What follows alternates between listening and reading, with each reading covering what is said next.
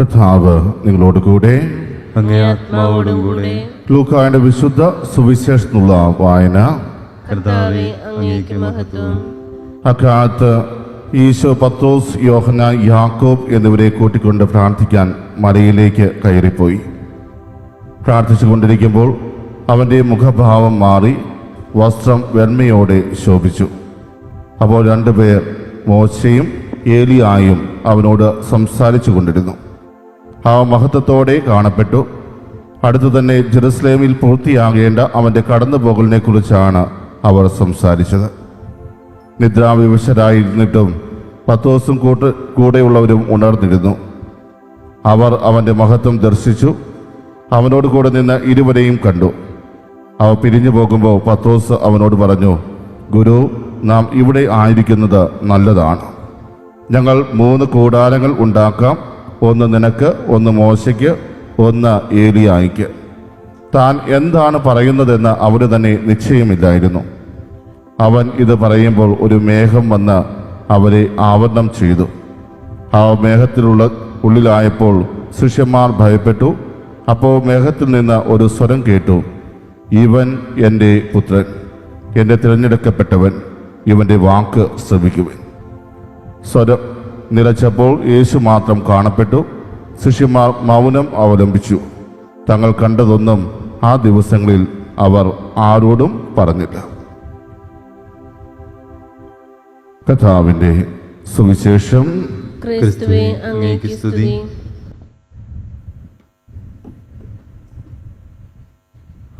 മിശിഹായിൽ സ്നേഹമുള്ളവരെ,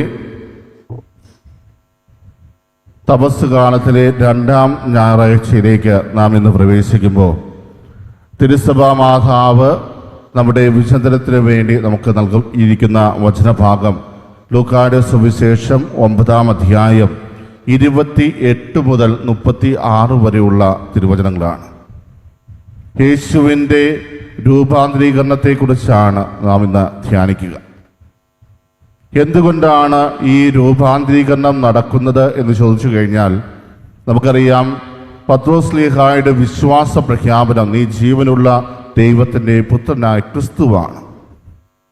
എന്നാൽ പിന്നീട് തൻ്റെ പീഡാസഹനത്തെക്കുറിച്ചും തൻ്റെ മരണത്തെക്കുറിച്ചും ഉദ്ധാനത്തെക്കുറിച്ചുമെല്ലാം യേശു അവരോട് സംസാരിക്കുമ്പോൾ അത് മനസ്സിലാക്കുവാൻ ശിഷ്യന്മാർക്ക് സാധിക്കുന്നില്ല. എന്തിന് പത്രോസ് ശ്ലീഹ പോലും യേശുവിനെ തടയുന്ന രംഗം നമ്മുടെ മുമ്പിലുണ്ട്. വലിയ വിശ്വാസ പ്രഖ്യാപനം നടത്തിയിട്ടും അവർക്ക് യേശുവിനെ ഒരു മാനുഷികമായ തലത്തിൽ മാത്രമാണ് അളക്കുവാൻ സാധിക്കുന്നത്. അതിൻ്റെ അപ്പുറത്തേക്ക് യേശുവിനെക്കുറിച്ച് ചിന്തിക്കുവാൻ അവർക്ക് സാധിക്കുന്നില്ല.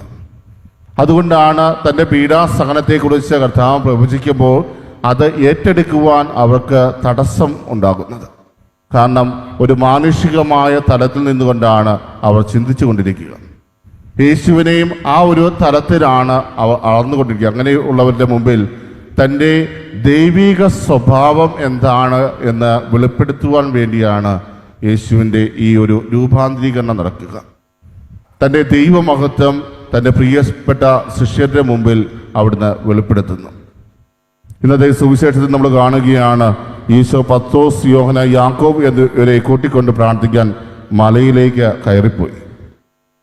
മറ്റ് സമാന്തര സുവിശേഷങ്ങളിൽ നോക്കുകയാണെങ്കിൽ നമ്മൾ കാണുക, അവർ ഒരു ഉയർന്ന മലയിലേക്ക് പോയി എന്നാണ് പറയുക.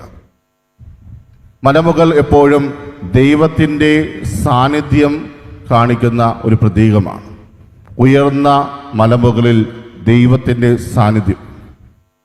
ഇവിടെ യേശു ഈ മലമുകളിൽ വെച്ച് അവന് ഉണ്ടാകുന്ന മാറ്റത്തെക്കുറിച്ച് വളരെ മനോഹരമായിട്ടാണ് ലൂക്കാസ് സുവിശേഷകൻ അവതരിപ്പിക്കുക. കാരണം അത് ദൈവത്തിൻ്റെ ആ ഒരു മഹത്വം യേശുവിലേക്ക് കടന്നു വരുന്നതിൻ്റെ ഭാഗമായിട്ട് കാണിക്കുന്ന ഒന്നാണ്. അതോടൊപ്പം തന്നെ മോശയും ഏലിയായും യേശുവിനോടൊപ്പം കടന്നു വരുന്നു. യേശുവിന് പ്രത്യക്ഷപ്പെട്ട യേശുവിൻ്റെ ദൗത്യത്തെക്കുറിച്ച് സംസാരിക്കുകയാണ്. ജെറുസലേമിൽ അവൻ നടത്തേണ്ട പുറപ്പാടിനെക്കുറിച്ച് അവനെ ബോധ്യപ്പെടുത്തുകയാണ്. പ്രിയമുള്ളവരെ, ഇവിടെ മോശയും ഏലിയായും മലമുകളിൽ ദൈവത്തെ ദർശിച്ചവരാണ്. രണ്ടുപേർക്കും ദൈവവുമായിട്ടുള്ള ഒരു ദർശനം മലമുകളിൽ വെച്ച് നടക്കുന്നത് നമ്മൾ കാണുന്നുണ്ട്.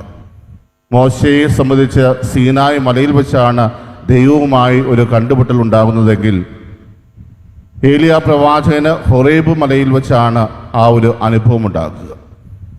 അവിടെ രണ്ട് ഇടത്തും ദൈവത്തെ മുഖാമുഖം കാണുവാൻ അവർക്ക് സാധിക്കുന്നില്ല. കാരണം ദൈവത്തിൻ്റെ മുഖത്തേക്ക് നോക്കുവാൻ അവർക്ക് സാധിച്ചില്ല. മോശ മുഖം മറച്ചു, ഏലിയ തൻ്റെ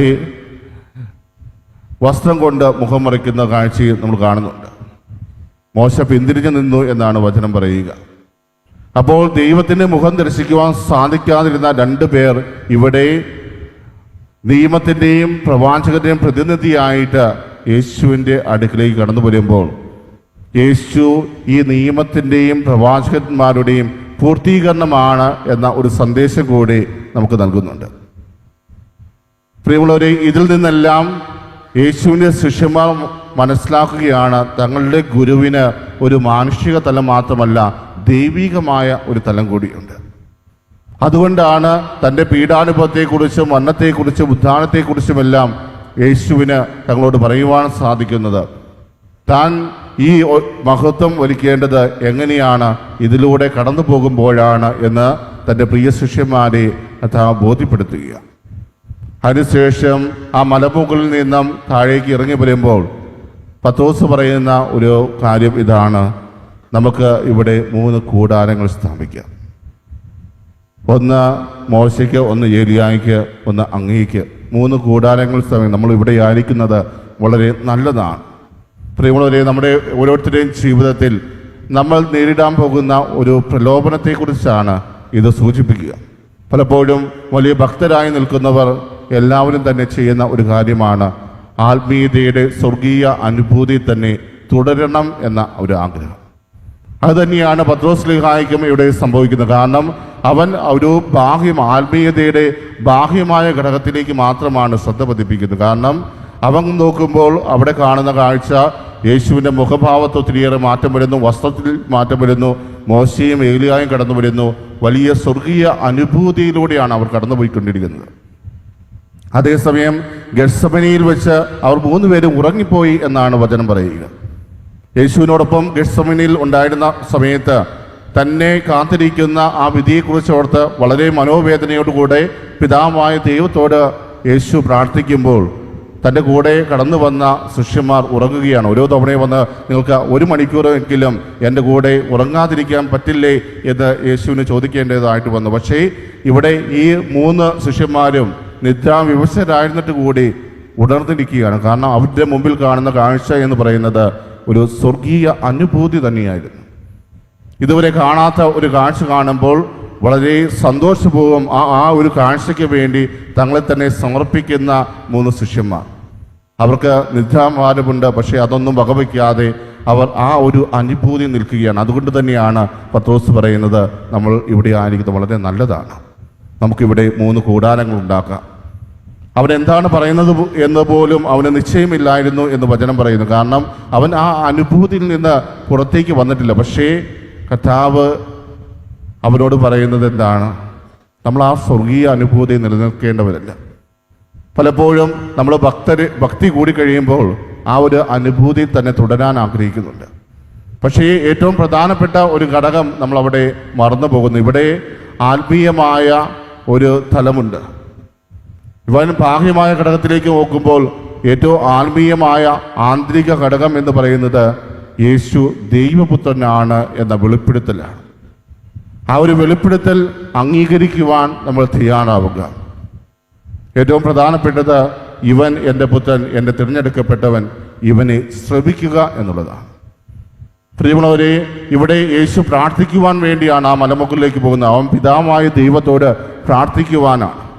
ആ പ്രാർത്ഥനയിൽ ഏറ്റവും പ്രധാനപ്പെട്ടത് എന്ന് പറയുന്നത് ശ്രവിക്കുക എന്നുള്ളതാണ്. പലപ്പോഴും നമ്മുടെ പ്രാർത്ഥനകൾ കൂടുതൽ അധരങ്ങൾ ചലിക്കുന്ന ഒന്നായിട്ട് മാറാറുണ്ട്.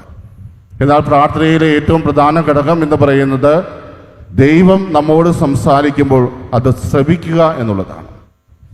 ഇവിടെ ദൈവപുത്രനായ യേശുവിനെ ശ്രവിക്കുവാൻ ശിഷ്യന്മാരോട് പിതാവായ ദൈവം തന്നെ പറയുകയാണ്. ആ മേഘം വന്ന് മൂടി അവിടെ വെച്ച് കേട്ട ആ സ്വരത്തിൽ നിന്നും അവർക്ക് കിട്ടുന്ന ആ ഒരു സന്ദേശം, ഇവനെ ശ്രവിക്കുക, ദൈവപുത്രനെ ശ്രവിക്കുക. പ്രിയമുള്ളവരെ, നമ്മുടെ ജീവിതത്തിലും നമ്മളിപ്പോഴും ചെയ്യേണ്ട ഒരു കാര്യവും ഇത് തന്നെയാണ്. പ്രാർത്ഥനയിൽ കൂടുതൽ യേശുവിനോട് നിരന്തരം സംസാരിച്ചു കൊണ്ടിരിക്കുന്നതിനേക്കാൾ ഉപരിയായി യേശുവിന് എന്നോട് എന്താണ് പറയാനുള്ളത് അത് ശ്രവിക്കുവാൻ നമ്മൾ തയ്യാറാവുക. നമ്മൾ ശ്രവിച്ചാൽ മാത്രമാണ് നമ്മുടെ ജീവിതത്തിൽ ദൈവത്തിനുള്ള പദ്ധതി എന്താണെന്ന് നമുക്ക് തിരിച്ചറിയുവാൻ സാധിക്കുകയുള്ളൂ. അതേസമയം നിരന്തരം നമ്മൾ മാത്രം സംസാരിച്ചു കൊണ്ടിരുന്നാൽ ഒരിക്കലും കർത്താവിന് എന്നോട് പറയാനുള്ളത് ശ്രവിക്കുവാൻ എനിക്ക് സാധിക്കില്ല, കർത്താവിന് എന്നോയെക്കുറിച്ചുള്ള പദ്ധതി എന്താണെന്ന് തിരിച്ചറിയുവാൻ എനിക്ക് സാധിക്കില്ല. നമ്മളിപ്പോഴും ആ ഒരു അനുഭൂതിയിൽ മുന്നോട്ട് പോകും. ഒരിക്കലും യഥാർത്ഥത്തിൽ എന്താണ് മനസ്സിലാക്കേണ്ടത് എന്ന് നമ്മൾ തിരിച്ചറിയാതെ പോകും. ഏറ്റവും പ്രധാനപ്പെട്ടത് യേശു ദൈവപുത്രനാണ് എന്ന വെളിപ്പെടുത്തൽ നമ്മളും ഏറ്റെടുക്കുക. അതോടൊപ്പം തന്നെ യേശു നമ്മോട് പറയുന്ന ഓരോ വാക്കുകളും കൃത്യമായിട്ട് മനസ്സിലാക്കി അതിൽ നിന്നും വേണ്ട സന്ദേശങ്ങൾ ഉൾക്കൊണ്ട് ജീവിതത്തിൽ മുന്നോട്ട് പോവുക. ഇന്ന് ഈ ദ്വീപിൽ നാം ഓരോരുത്തരുമായിരിക്കുമ്പോൾ ആ ഒരു കൃപയ്ക്ക് വേണ്ടി നമുക്ക് കർത്താവിൻ്റെ സന്നിധിയിൽ പ്രത്യേകം പ്രാർത്ഥിക്കാം. സർവശക്തനായ ദൈവം നമ്മെ ഓരോരുത്തരെയും സമൃദ്ധമായിട്ട് അനുഗ്രഹിക്കട്ടെ. ആമേൻ.